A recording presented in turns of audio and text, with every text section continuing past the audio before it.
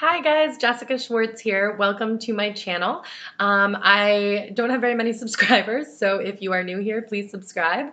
I talk a lot about freelancing as a business, writing as a business, what it's like being a freelancer, pros and cons, challenges, how to write books.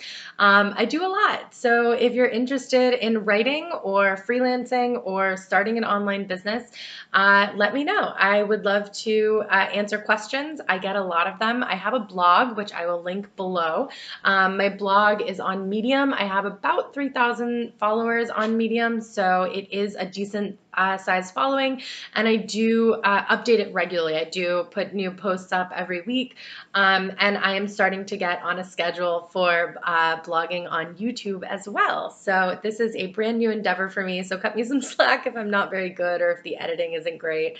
But I want to talk to you today specifically about freelance vacations. So when you are a freelancer, one of the biggest negatives of being a freelancer is there are no paid time off.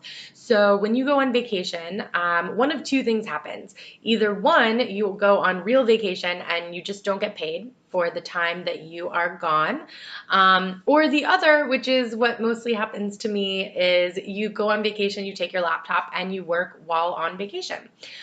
So I just returned from my last vacation of the year. My husband and I actually have gone to a couple of really cool places this year, and we've gotten the opportunity to see some amazing sights. And this time we went out to California for a week.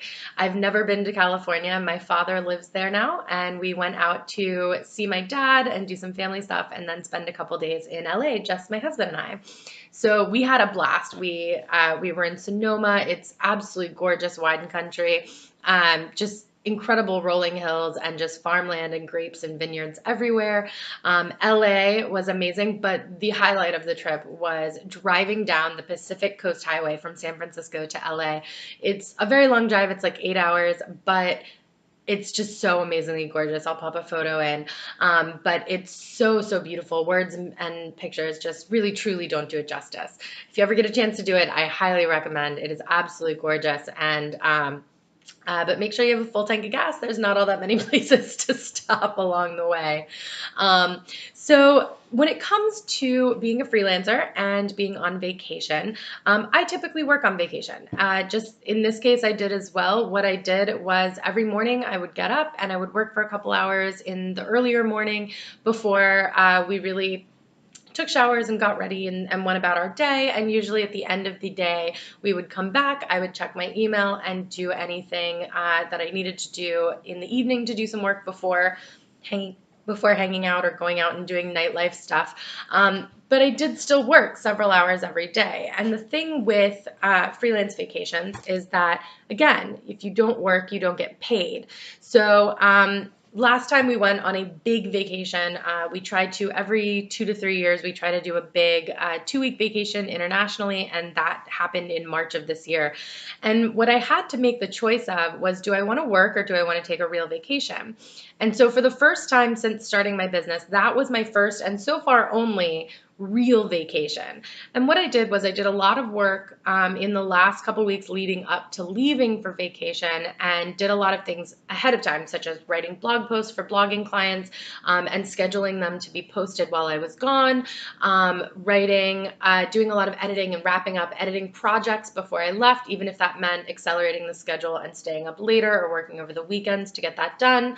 And then I also gave the clients who I was not able to complete the work ahead of time, I gave them the option of only paying for half of that month and not doing any work during those 2 weeks. So about half my clients took that and only paid for half that month, and the other half I was able to do the work ahead of time.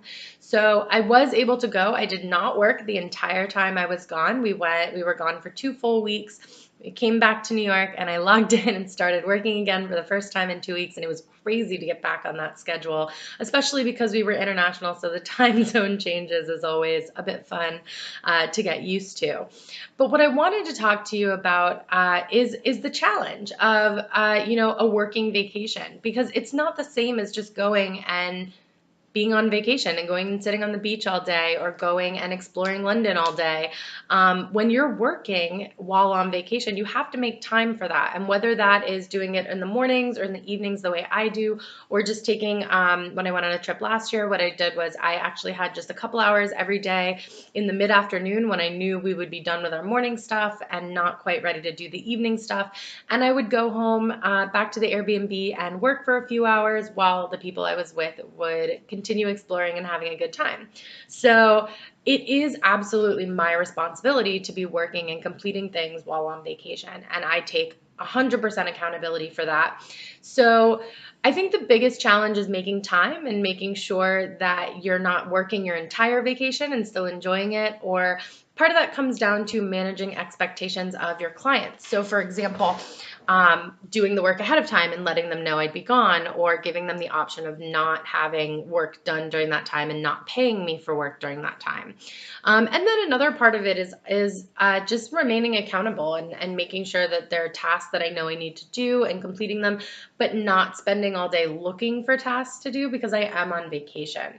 So it absolutely is a balancing act, and one that I have not 100% successfully figured out yet. It's something that it sometimes, like in this trip to California, it worked out great, and I was able to work a couple hours a day, go out and hang out most of the day, come back and work a little bit more. It worked out really well.